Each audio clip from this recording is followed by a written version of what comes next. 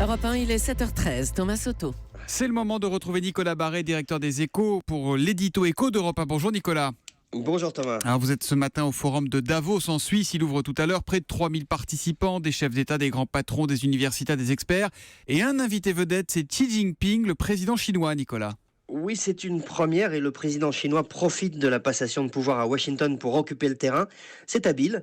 Il vient entouré de vedettes du capitalisme chinois. Vous savez, avant, la Chine avançait en faisant profil bas. Avec Xi Jinping, elle avance toujours, mais la tête haute, en affirmant ses valeurs, son leadership, et ce, avec d'autant plus de force que le futur président américain Donald Trump prône le repli sur ses frontières. Alors certes, Trump veut le repli sur ses frontières, mais en même temps, la Chine, Nicolas, aura quand même un peu de mal à se présenter comme une championne de l'ouverture des frontières.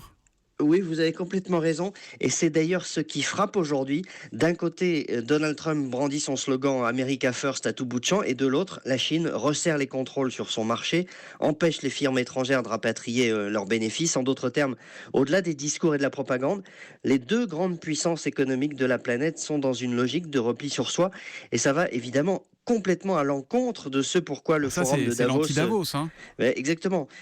Davos, c'était la promotion d'un monde ouvert. Et le grand sujet cette année, ce sera ce que le fondateur de Davos, le professeur Schwab, appelle justement la peur silencieuse qui s'exprime un peu partout vis-à-vis de la mondialisation et qui nourrit le vote en faveur de Trump ou du Brexit. Ça veut dire qu'en fait, les élites de Davos qui se retrouvent entre elles ont peur que la mondialisation déraille ?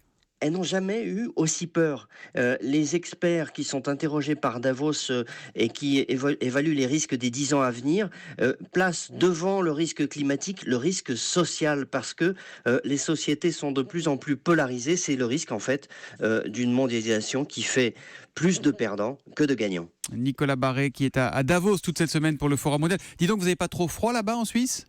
Oula, il fait moins 14 et il y a plein de neige. Voilà. Allez vous mettre au chaud tout de suite et à demain matin, Nicolas.